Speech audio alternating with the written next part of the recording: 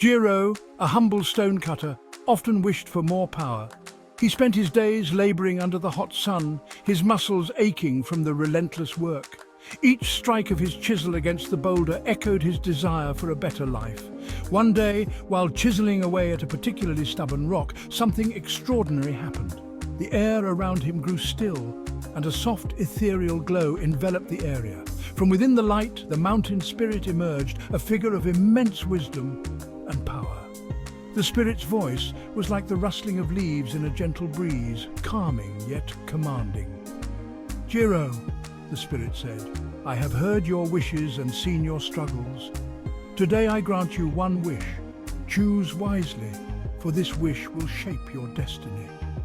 Jiro's heart raced with excitement and fear. He had always dreamed of having the power to change his fate, to rise above his humble beginnings. But now, faced with the reality of his wish being granted, he hesitated. What should he wish for? Wealth, strength, or perhaps something even greater? The possibilities swirled in his mind as he stood before the mountain spirit, ready to make a decision that would alter his life forever. Without hesitation, Jiro wished to be a wealthy merchant, surrounded by treasures and respect.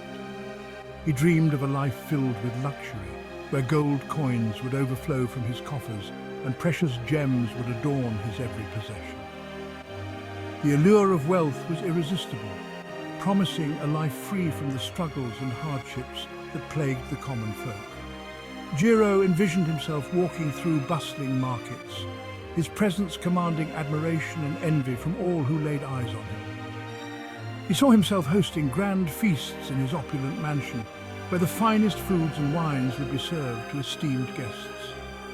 However, as days turned into weeks and weeks into months, Jiro began to notice the burdens that came with his newfound wealth. The weight of responsibility grew heavier with each passing day.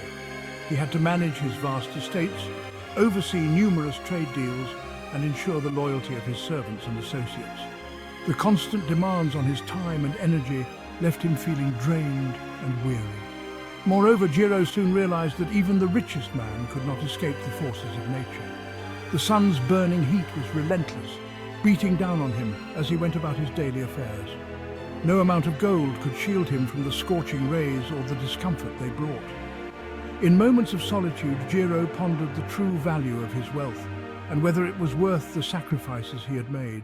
So he wished to be the sun, powerful and bright, but a mere cloud blocked his rays, casting shadows below. Frustrated, Jiro wished to become the cloud, smothering the land beneath his storms.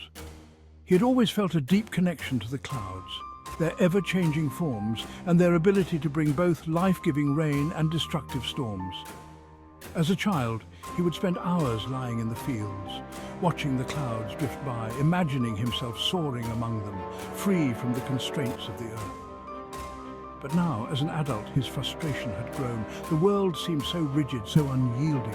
He longed for the freedom and power of the clouds, to be able to shape the world below him with a mere thought.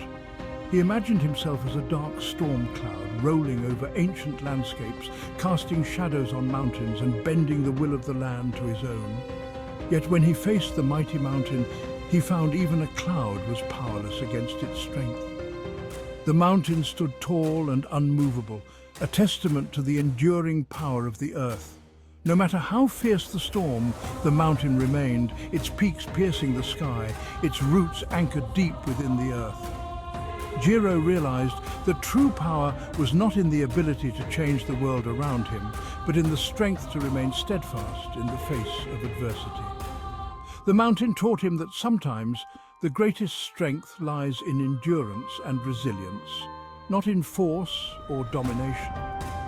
And so, he found a new sense of peace, knowing that he could be strong like the mountain, unyielding and enduring no matter what storms may come. If only I could be a mountain, Jiro thought. The spirit granted his wish, and he became a towering, unmovable peak. He felt invincible, until one day a stonecutter began chiseling away at his base. In that moment, Jiro realized the truth. Power wasn't in becoming something else, it was in mastering what he already was. Humbled, Jiro wished to be himself once again, the stonecutter. And from then on, he carved out not just stone, but a life of peace and purpose.